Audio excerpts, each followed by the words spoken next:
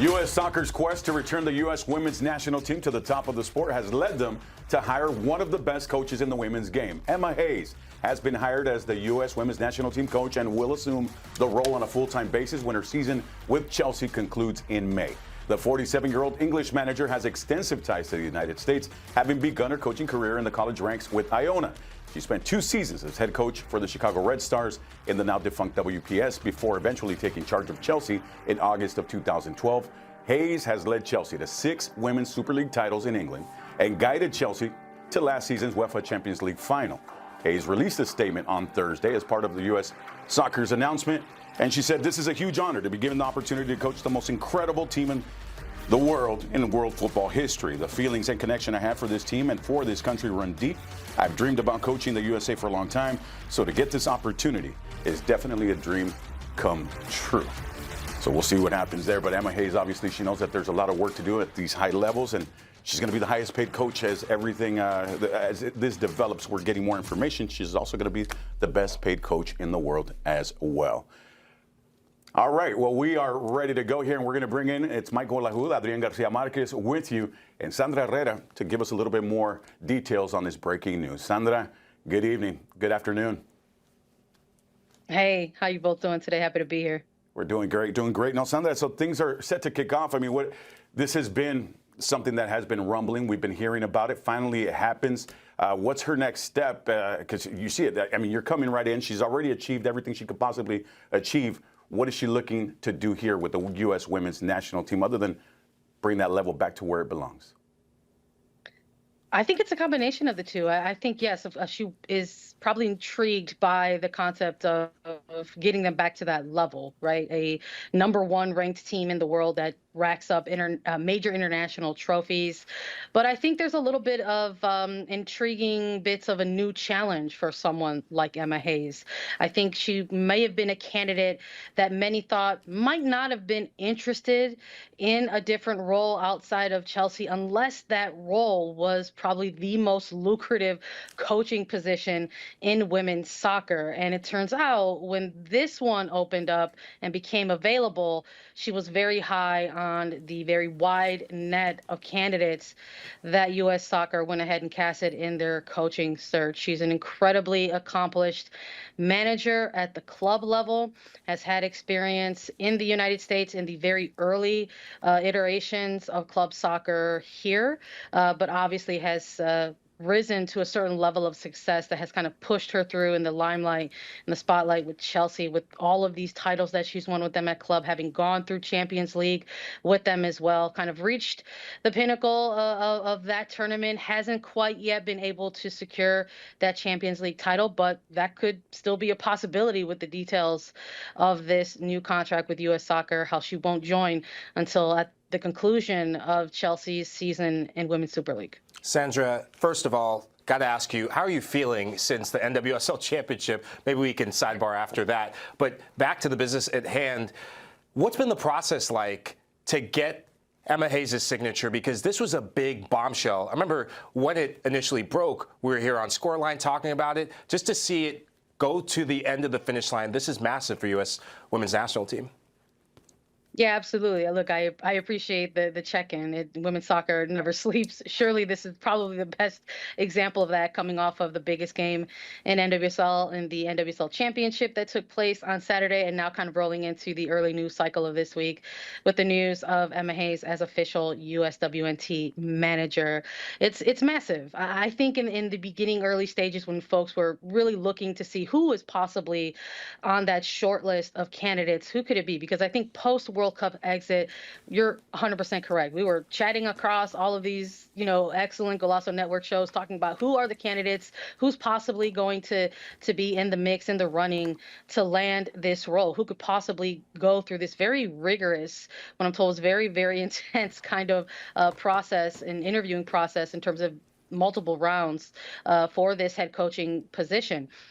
Later on, finding out that short list may have included some other candidates in Europe as well, in Joe Montemurro, Laura Harvey here in NWSL, and Tony Gustafson with Australia. So kind of the news dropping back to back with that short list, and then having the news break out of Europe that she would leave at the end of Chelsea's season. The the pleasant surprise was kind of the tone of the news when that kind of came around. So I think in terms of being able to land this particular candidate, it checks off a lot of boxes for U.S. soccer. When sporting director Matt Crocker talked in September about what he was looking for, how he was going to navigate a very wide search for the next head coach, it included a number of things that he wanted to get off of his checklist: good communicator, a tactical mind, someone who is not afraid or shy away from making those in-game adjustments. They were very reminiscent of maybe some of the criticisms that the team received during the World Cup under Andonovski. All of those things that were kind of going through fans, public, pundits, analysis of that tournament were things that were present in his mind. So things like, we're really strong on our organized defense. We've got some great attackers, but who is going to come in and present those tactics? And it feels like with this hire, they found their preferred candidate. And Sandra, here she drove 4 hours, 6 days a week. She understood the grind that it was to coach Chelsea. Why does she want this position? Because there's going to be a lot of pressure to keep this team on top of the world, so to speak. But still, when you look at the situation, is it a family-related decision? Why? Or is it she has something else to prove on the international level, that she has a personal goal? Why does she want this? Yeah, Adrian, it's a great question. I think for this person, Emma Hayes, as a person and as a coach, I mean, they're competitors as well. Why do you leave maybe a great setup that you've got going on in Europe with Chelsea?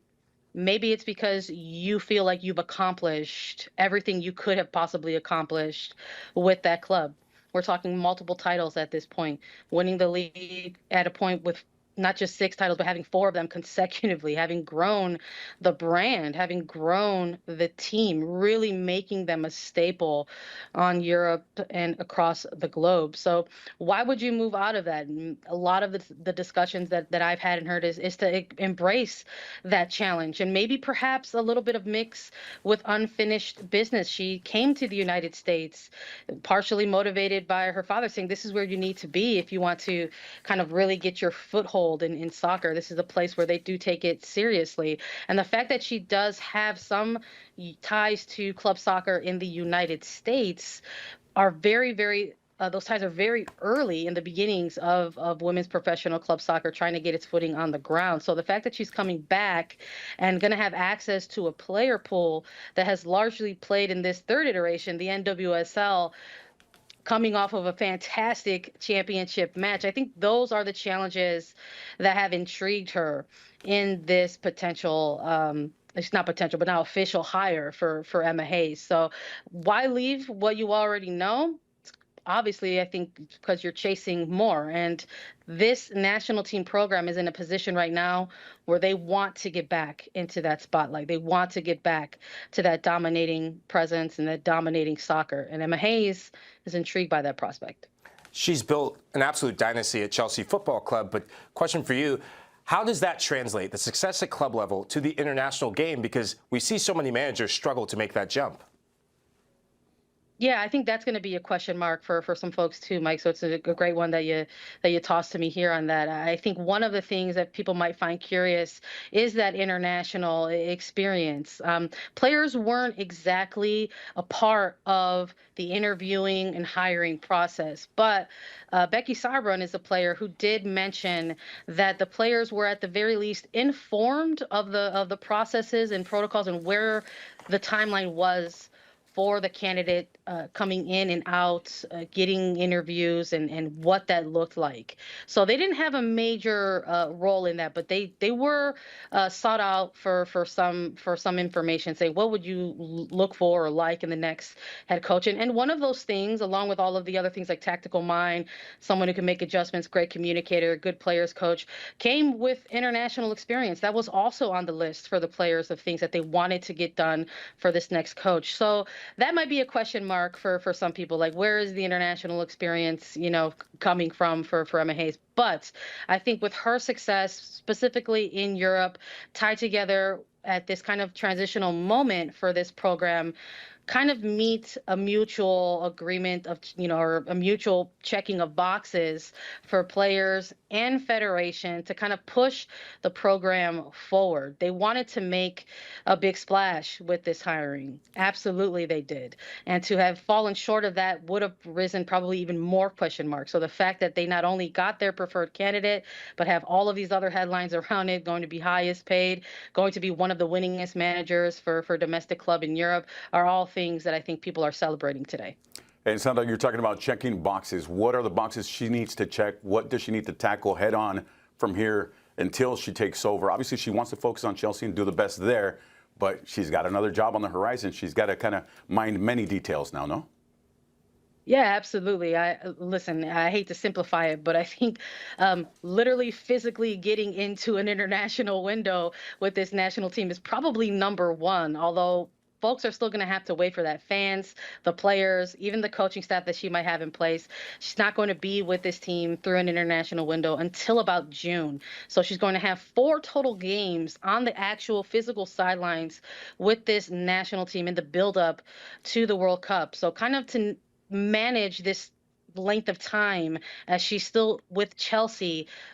Interim head coach Twyla Kilgore is still going to kind of be at the helm of this national team. She's already been with them since Andonovski's resignation in September, and it's going to take a lot of communication, diligent planning, make sure everyone is on the same page, and there has to really be complete buy-in from not just the players, but the eventual coaching staff, all of the support and technical staff as well, to make sure that everyone understands the game plan moving forward, because those Olympic Games are just 8 months away. And if you're going to be the head coach with a window of 4 games in the build-up to the Paris Games, you got to make sure everyone's on the same page. Sandra, as always, crack reporter. Thank you so much for the info, and we're going to keep an eye on it. This is exciting news, no? Yeah, it's big. Thank you, Sandra. Thanks. Appreciate it.